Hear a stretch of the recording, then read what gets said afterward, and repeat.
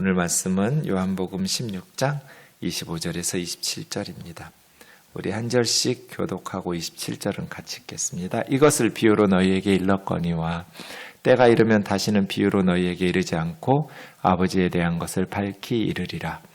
그날에 너희가 내 이름으로 구할 것이요 내가 너희를 위하여 아버지께 구하겠다 하는 말이 아니니 같이요. 이는 너희가 나를 사랑하고 또 내가 하나님께로부터 온 줄 믿었으므로 아버지께서 친히 너희를 사랑하심이라. 아멘. 지난주 토요일 새벽 본문이 33절까지인데 27절까지만 읽었습니다. 25절 말씀, 이것을 비유로 너희에게 일렀거니와 사실은 앞에서 말한 십자가 사건은 여인의 출산과도 같다. 이런 비유도 있었습니다. 십자가는 해산의 수고와 같은 진통, 산통인 것이죠. 아이를 임신하면 반드시 언젠가 출산을 해야 되는데 그걸 앞두면 참 염려가 많죠. 너무나 힘드니까. 때로는 출산하면서 생명을 잃는 어머니들도 요셉의 어머니 라헬처럼 있기도 하고요. 하지만 출산의 후에 아이가 태어나면 그 생명이 태어난 기쁨, 그 기쁨 때문에 그 고통을 잊어버리죠. 그만큼 십자가 사건은 그렇게 예수님 비유하시죠. 네, 이것을 고통을 피하고는 아이를 얻을 수 없어요. 새 생명을 얻기 위해서는 반드시 출산의 고통이 필수적이에요. 이와 같이 예수님께서 새 생명인 우리들을 구원하셔서 우리를 생명을 주시려면 반드시 예수님은 십자가의 고통을 겪어내셔야만 해요. 적절한 비유죠. 근데 예수님의 제자들의 입장에서 보면 십자가 사건과 부활 승천 사건을 아직 경험하지 못했기 때문에 이해하기 어려운 말이에요. 막 헷갈릴 수 있는 말이에요. 그래서 이것을 비유로 너희에게 일렀거니와 하는 것은 좀 전에 말씀하신 출산의 비유뿐 아니라 예수님의 말씀들이 사실은 십자가와 부활, 승천, 예수님의 성육신, 십자가, 부활, 승천 이러한 예수님 사건에 대한 것들인데 이것을 통한 하나님의 구원 사건이잖아요. 이것을 비유로 많이 말씀하시죠, 주님은. 왜냐하면 그냥 그대로 말하면 못 알아들으니까요. 근데 비유로 가르쳐 줘도 못 알아들어요. 이제 십자가 사건, 부활 사건을 다 경험하고 성령께서 강림하셔야 그래서 예수님께서 이렇게 비유로 말씀하신 뜻이 이 뜻이었구나를 깨달을 수 있는데 사실은 성령님이 오시기 전까지는 제자들의 입장에서 십자가와 부활을 경험하지 못한 상황에서는 예수님의 비유의 말씀들 참 이해하기가 쉽지는 않았을 것 같아요. 그래서 주님 이렇게 말씀하시는 거죠. 비유로 너희에게 일렀거니와 때가 이르면, 이 때가 이르면은 언제예요? 성령 강림하시면이에요. 사도행전 가야 돼요. 때가 이르면 다시는 비유로 너희에게 이르지 않고 아버지에 대한 것을 밝히 이르리라. 그때는 밝히 드러나게 돼요. 사도행전에 보면 예수님의 제자들이 담대함을 가지고 복음을 전하면서 모이면 찬송하고 기쁨이 충만했죠. 성령 충만하게 찬송이 흘러넘치고 확신 있게 일사각오의 신앙을 가지고 복음을 전하고 이렇게 할 수 있었던 것은 예수님의 제자들이 깨달았어요. 성령이 임하니까 이제 십자가와 부활 사건들을 깨닫고 예수님의 사역과 이전에 말씀하셨던 것들을 깨달았어요. 복음의 의미를 깨닫고 하나님의 구원 경륜을 깨달았어요. 그렇게 되니까 감격적인 거예요. 이 하나님의 사랑이 사실은 예수님의 제자들은 예수님이 메시아 왕국을 건설하면 높은 자리 차지하려고 따라다녔어요. 제자가 돼서. 집도 직업도 다 버리고 예수님의 제자로 따라 나선 것은 예수님이 이 지상에 메시아의 왕국을 건설하시면 그 메시아 왕국의 실세가 되기를 소망하면서 예수님 쫓아다녔죠. 근데 예수님은 십자가 부활 후에 승천하셨어요. 제자들은 자기들이 원래 원하던 그런 것들을 얻지 못했어요. 그런데 성령 안에서 십자가와 부활 사건, 그 가운데 하나님께서 역사하신 놀라운 구원의 비밀들을 깨닫고 나니까 제자들은 감격하기 시작했어요. 이 하나님의 사랑에 어떻게 말로 설명할 수가 없었어요. 말로 다할 수 없는 기쁨과 확신과 감격 속에서 이제 복음을 전하는 복음 전도자들로 변화된 거죠. 때가 이르면이에요. 때가 이르면. 모든 걸 밝히 알게 됐어요. 아버지 하나님께서 계획하셨던 것, 하나님께서 예수 그리스도 안에서 행하시고자 하셨던 모든 것들을 십자가와 부활 사건을 경험하고 또 부활의 주님이 40일 동안 제자들에게 친히 다시 재교육하시고 성령님께서 오셔서 제자들에게 예수님의 말씀, 십자가와 부활의 의미, 구약 성경에서부터 쫙 풀어주시니까 제자들은 밝히 알게 된 거예요. 때가 이르면 이지요. 사랑하는 자매 형제 여러분, 우리도 그래요. 때가 있더라고요, 때가. 하나님께서 처음부터 그냥 끝까지 다 가르쳐 주시면 얼마나 좋겠어요. 그런 사람은 하나도 없어요. 성경 보세요. 하나님의 말씀도 깨닫는 때가 있어요. 점진적으로. 그래서 중간에 포기하시면 안 돼요. 하나님께서 우리에게 깨우쳐 주시는 때가 있어요. 때로는 그 과정 속에서 우리가 제자들처럼 헛된 소망을 가지기도 해요. 신앙생활 하면서. 그런데 때가 이르면 하나님께서 우리를 바른 길로 보여주면서 인도해 주시죠. 그래서 우리의 신앙생활이 야간운전 같다고. 처음부터 목적지까지 다 하나님이 가르쳐 주시고 출발시키지 않거든요. 그냥 그 앞에서 야간운전 하다 보면 10m, 20m밖에 안 보이잖아요. 거기까지 순종해서 가면 때로는 안 간다고 버티기도 하고 옆길로 새기도 하고 그러다가 두드러 맞기도 하고 다시 회개하고 본 궤도로 들어와서 그러죠? 모세 보세요. 다윗 보세요. 많은 성경의 인물들 보세요. 처음부터 끝까지 목적지를 알고 갔나요? 아니요. 야간운전 같았어요. 근데 하나님께서 말씀을 깨우쳐 주실 때가 있었어요. 그때. 요셉이 뭐 처음부터 애굽의 총리 될 줄 알았겠어요? 몰랐어요. 그냥 17살 때 꿈꾼 거예요. 하나님께서 꿈꾸게 하셨는데 현실은 꿈과 정반대로 나아갔죠. 꿈에서는 막 어머니, 아버지, 형들이 다 자기에게 절하고 이런 꿈인데 현실은 자기가 노예로 팔려가는 죄수로 감옥에 갇히는 전혀 다른 모습이었잖아요. 야간운전 같아요. 그럼에도 불구하고 순종하면서 하나님이 말씀하시는 것까지 걸어가니까 나중에 이제 요셉이 언제쯤 알았을까요? 총리된 후에 알았을 것 같아요, 저는. 하나님께서 이렇게 역사하시려고 나에게 17살에 그런 꿈을 꾸게 하셨고, 하나님께서 그렇게 하시려고 나에게 애굽의 노예로 파셨고, 하나님께서 나를 총리 만드시려고 감옥에 보내셔서 그 떡 굽는 관원장, 술 맡은 관원장 만나게 하셨고, 그래서 술 맡은 관원장이 나를 2년 동안이나 또 까마득히 잊어버리고 바로가 꿈꿀 때까지 만 2년 동안 나는 감옥에서 더 고생을 했고, 이러한 것들을 총리된 후에 그래서 요셉은 굉장히 지혜롭게 행동하잖아요. 하나님의 말씀, 하나님의 약속을 깨닫는 때가 있어요. 그래서 중간에 내가 이렇게 살아가는 환경이나 이루어지는 사건들이 하나님 앞에 내가 계획하고 기도했던 것과 다르고 하나님께서 주신 어떤 말씀의 약속들과 다르다고 그래서 중간에 포기하면 안 된다는 거예요. 아멘이지요? 하나님을 믿고 신뢰하면서 따라가는 거예요. 제자들은 이렇게 예수님이 십자가에서 벌거벗고 죽임당하고 이럴 줄 몰랐어요. 자기들이 예수님의 제자로 따라 나설 때는 이렇게 능력 많은 예수님이 이스라엘을 그래서 사도행전 1장 보면 예수님이 승천 직전까지 12제자 중에 하나가 묻잖아요.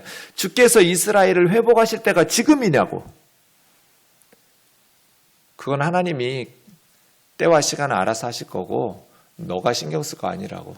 오직 성령이 너희에게 임하시면 너희가 권능을 받고 예루살렘과 온 유대와 사마리아와 땅끝까지 이르러 복음을 전한 내 증인 될 거라고. 너희가 신경 쓸 것은 성령의 능력을 받아서 권능 있는 복음의 증인이 되는 것. 그거 신경 쓰라고. 그러니까 예수님의 제자들은 마지막 순간까지 예수님을 통해서 이스라엘이 회복되는 거. 그게 뭐겠어요? 로마로부터 해방되는 거죠. 정치적인 해방, 경제적인 풍요, 사회적인 공의와 평화 이런 것들을 이루어 주시기를 기다리고 있는 거예요. 그게 구원이고 그게 메시아의 사역이라고 생각하는 거잖아요. 근데 주님은 그거 하나님이 하실 거고 너희는 복음 전하는 증인되라고. 그러니까 제자들이 생각한 거하고 너무 달랐어요. 근데 이 모든 것을 성령님이 임하고 나서 깨달았어요. 제자들이. 우리도 마찬가지죠. 우리가 생각했던 거하고 다를 수 있어요. 그리고 이게 제대로 되어지는가? 이렇게 의심이 들기도 하고 내가 지금 바르게 가고 있나? 하나님이 나를 인도하시고 하나님 나라의 일꾼으로 부르신 게 맞나? 그렇게 의아할 수도 있어요. 그런데 때가 있어요. 하나님이 역사하시는 때가 있어요. 지금 아마 우리나라에서 가장 많은 분들에게 말씀으로 은혜를 끼치는 분이 분당 우리 교회 이찬수 목사님 아닐까요? 제가 볼 때는. 이찬수 목사님 아버님이 목사님이었어요. 기도원에 40일 금식 기도하러 올라가셨어요. 죽었어요. 목사가 기도원에 기도하러 올라갔으면 능력을 받고 내려와서 목회를 해야 하잖아요. 근데 목사가 금식 기도하러 기도원에 올라가서 죽었어요. 기도하다가. 청소년기에 아들인 이찬수 목사님이 얼마나 힘들었겠어요. 그 가족들이. 이게 하나님의 인도하심인가? 우리가 지금 하나님을 바르게 믿고 있는가? 근데 그 기도가 어디 가겠어요? 그러한 아픔과 고민과 갈등과 그러한 역경들을 믿음으로 뚫어내니까 이찬수가 나오는 거예요. 그냥 하늘에서 떨어지는 게 아니에요. 하나님의 말씀을 밝히 이르시는데 때가 있어요. 때가. 그래서 우리는 한결같이 내 생각과 다르다 할지라도 예수 그리스도를 믿고 신뢰하면서 우리에게 주신 주님의 사명을 감당하면 되는 거예요. 때가 이르면 하나님의 계획, 하나님의 섭리를 밝히 이룰 것이다. 26절. 그렇게 이제 제자들이 성령 강림을 통해서 예수님의 구원 사건을 알게 되면 무슨 일이 일어나냐면 그날에 너희가 내 이름으로 기도하기 시작할 것이다. 십자가 사건과 부활 사건을 깨달았어요. 그럼 이제 뭐 해야 돼요? 복음을 전해야죠. 이 십자가와 부활의 복음을. 그러면 이 복음을 전하기 위해서 반드시 필요한 게 뭐예요? 기도예요. 기도 없이 전도하는 사람 보셨어요? 전 본 적이 없어요. 전도 잘하는 사람들은 반드시 기도 잘하는 사람들이에요. 기도를 안 하고는 전도를 할 수가 없어요. 그러니까 사도들이 이제 복음을 전해야 돼요. 주님의 유언이에요.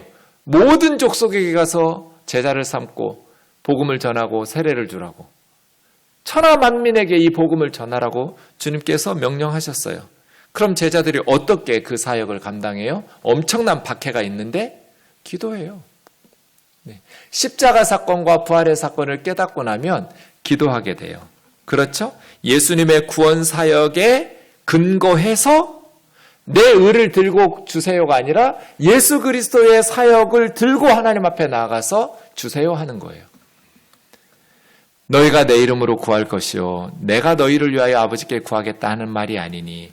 네, 그동안은 제자들은 예수님에게 부탁해서 얻었어요. 근데 이제 더 이상 예수님에게 구할 필요가 없죠? 예수님이 우리를 위해서 중보기도를 안 하신다는 게 아니에요. 지금 하나님 보좌 우편에서 우리를 위해서 간구하고 계세요. 그런데 예수님한테 해달라고 할 필요가 없어요. 예수님은 예수님대로 우리를 위해서 중보하시고, 이제는 제자들이, 우리들이 직접 예수님의 십자가와 부활 사건에 근거해서 하나님께 구하면 돼요. 이는 너희가 나를 사랑하고 내가 하나님께로부터 온 줄 믿었으므로 아버지께서 친히 너희를 사랑하심이라. 하나님께서 누구를 사랑할까요? 하나님의 사랑을 받는 방법이 뭐냐면 예수님을 사랑하고 예수님이 하나님으로부터 온 것을 믿는 거예요. 예수님을 사랑하지 않고 예수님을 믿지 않는 사람은 하나님의 사랑을 받을 수 없어요. 하나님의 사랑을 받는 비결은 예수님을 사랑하고 우리를 위해서 십자가에 자신의 생명을 바치신 예수님을 사랑하고 그 예수님을 믿는 거예요. 그래서 이제는 제자들이 예수님을 사랑하고 예수님이 하나님으로부터 온 줄을 믿기 때문에 하나님 아버지께서 친히 사랑하세요. 여러분, 자식들이 뭐 달라고 그러면 다 주고 싶죠. 그게 특별히 나쁜 거야, 아니면. 왜요? 사랑하니까. 우리 아이들을 우리가 사랑하니까 부모가 아이들이 구하는 것을 주죠. 하나님께서 우리를 사랑하세요. 왜 사랑하시는가? 우리가 예수님을 사랑하고 예수님을 믿기 때문이에요. 뭐 더 착하고 더 똑똑하고 이게 아니고요. 우리가 예수님을 사랑하고 우리가 예수님을 믿기 때문에 하나님께서 많은 세상 사람들 중에 우리를 아주 그냥 어떻게 할 줄을 모르고 예뻐하세요. 하나님이 잠잠히 막 티는 안 내시지만 잠잠히 사랑하시는데 그 기쁨을 어떻게 주체를 못하고 사랑하세요. 왜냐하면 하나님은 예수님을 그렇게 사랑하시고 귀하게 여기는 사람들을 소중히 여기시거든요. 그것이 하나님의 기쁨이 되거든요. 그러니 이제 우리가 예수님을 사랑하고 예수님을 믿어서 이제는 하나님께 직접 달라고 하면 되는 거예요. 예수님의 이름으로 기도하면 돼요. 제자들이 그렇게 될 거라는 거예요. 예수님 공생애 동안에는 예수님에게 구했지만, 그래서 예수님이 기도해서 주셨지만, 이제 예수님은 지상 사역 끝났어요. 승천하셔서 하나님 보좌 우편을 내서 우리를 위해서 기도하세요. 그러니 이제 우리가 직접 하나님 아버지께 구하면 돼요. 28절, 내가 아버지에게서 나와 세상에 왔고 다시 세상을 떠나 아버지께로 가노라. 이게 기독교의 핵심 문장이죠. 기독교의 핵심이 뭐예요? 예수님이 하나님 아버지에게서 나와 이 세상에 왔다. 왜? 우리를 구원하시려고. 우리 죄를 위해서 십자가에서 하나님의 심판을 대신 받으시려고. 그리고 부활하셔서 승천하시어 다시 이 세상을 떠나 천국으로 가셨다. 예수님이 왔다 가지 않았으면 우리는 다 지옥으로 갈 텐데, 예수님이 이 세상에 왔다 가셔서 이제는 우리가 예수님이 계신 천국으로 함께 갈 수 있게 됐다. 이거잖아요. 이 18절이 기독교의 핵심 메시지예요. 성경의 핵심 문장이에요. 예수님이 아버지에게서 나와 세상에 왔고 예수님이 지상 사역을 마치시고 다시 세상을 떠나 아버지께로 가셨다. 예수님이 왔다 가신 후에 무슨 변화가 일어났어요? 역사 가운데 예수 믿는 사람들도 함께 예수님 있는 천국으로 갈 수 있던 길이 열렸어요. 제자들이 말하되 지금은 밝히 말씀하시고 아무 비유로도 아니하시니 28절 얘기하는 거예요. 우리가 지금에야 주께서 모든 것을 아시고 또 사람의 물음을 기다리시지 않는 줄 아나이다. 이로써 하나님으로부터 나오신 우리가 믿사옵나이다. 네. 예수님이 이렇게 비유로 말씀 안 하시고 직접 분명하게 말씀하시니까 이제는 주님께서 전지 모든 것을 아시고 또 사람의 물음을 기다릴 필요도 없는, 사람이 묻기도 전에 뭐 물을 줄 아시고 대답해 주실 수 있는 그런 분이시라는 것, 예수님의 전지하심을 믿어 하나님으로부터 나오심을 우리가 믿습니다. 라고 대답했는데 사실은 31절 보시면 이제는 너희가 믿느냐? 이제서 믿는다고 뭐 다행이긴 한데 아직 너희가 다 정확히 알고 믿는 건 아니야. 너희가 다 각각 제 곳으로 흩어지고 나를 버리고 혼자 둘 때가 있대. 지금이야. 벌써 왔도다. 하지만 내가 혼자 있는 것이 아니라 아버지께서 나와 함께 계시느니라. 제자들의 믿음이 있죠. 근데 아직 십자가, 부활, 승천 아직 다 모르죠. 그래서 십자가를 앞에 두고 제자들은 다 예수님만 버리고 도망가잖아요.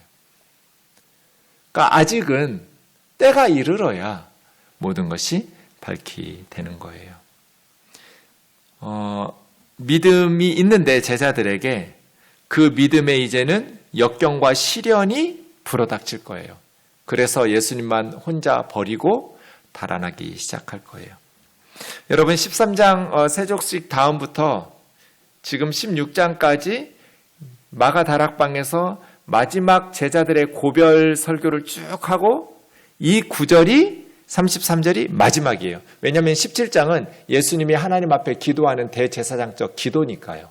그리고 18장에 기드론 시내 건너서 겟세마네 가서 체포당하시거든요. 그래서 13장에서 17장, 그런데 17장은 예수님의 기도니까 빼고 제자들에게 말씀하신 설교 부분은 16장이 끝인데 바로 이 부분이 마지막. 예수님께서 이 말씀을 이르는 것은 너희로 내 안에서 평안을 누리게 하려 함이라.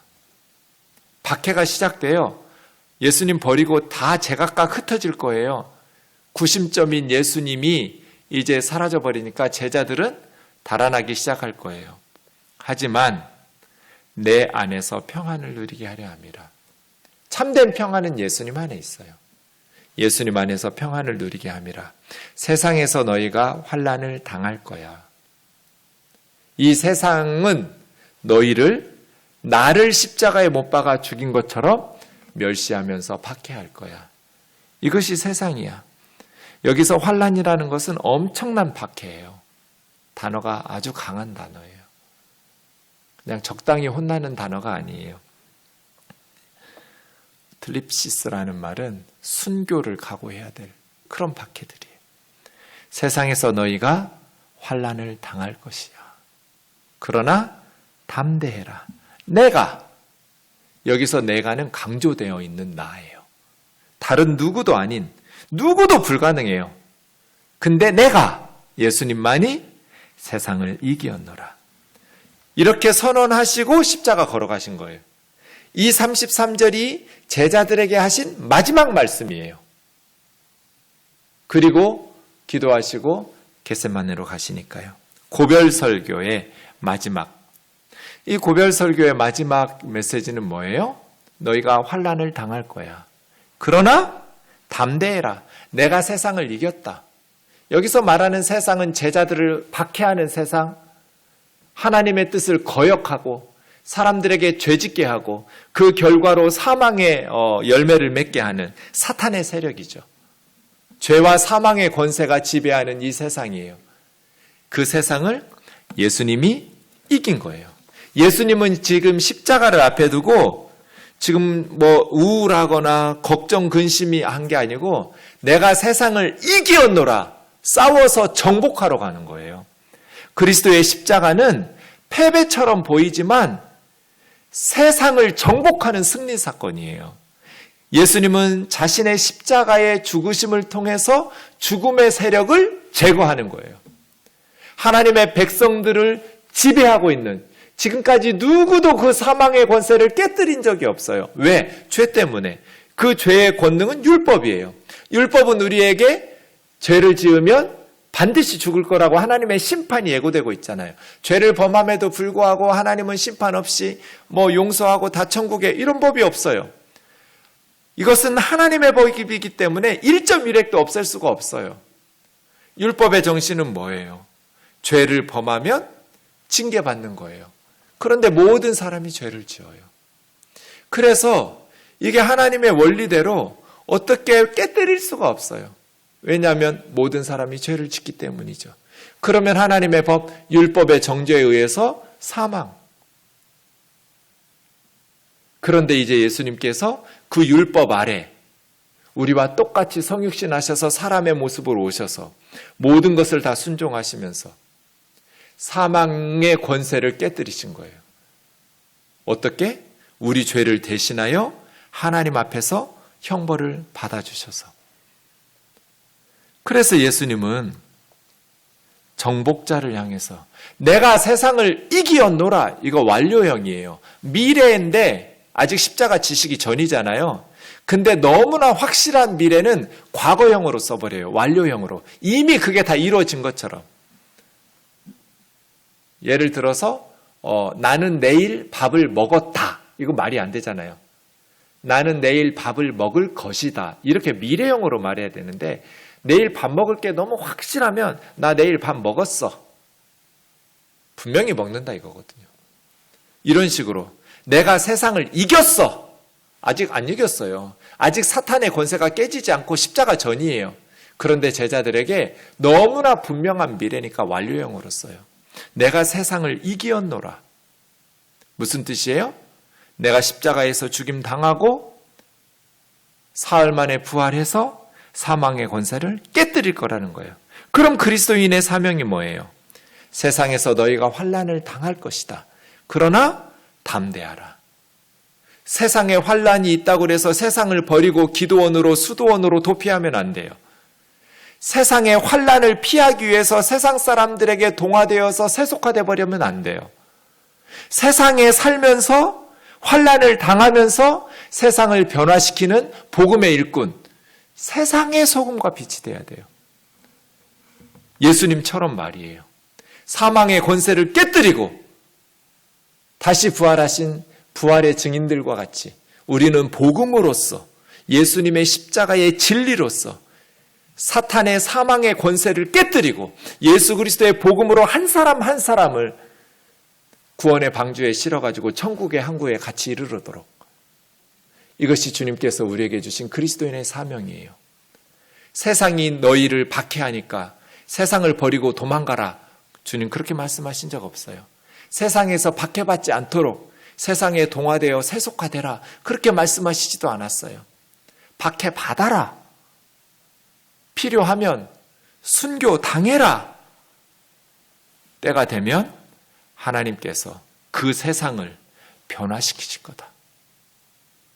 5,000년 우상 숭배하던 가정을 믿음의 가정으로 복음화로 변화시킬 거고, 그렇게 우상을 숭배하며 죄와 사망의 권세 아래에서 짓밟히던 마을과 도시들과 나라들이, 그 백성들이 세상을 변화시키는 그리스도인들의 복음 전도와 성령의 역사를 통해서 예수 그리스도를 통해서 변화될 때까지 세상의 소금이 되고 세상의 빛이 되라고 주님 우리에게 말씀하시는 것이죠.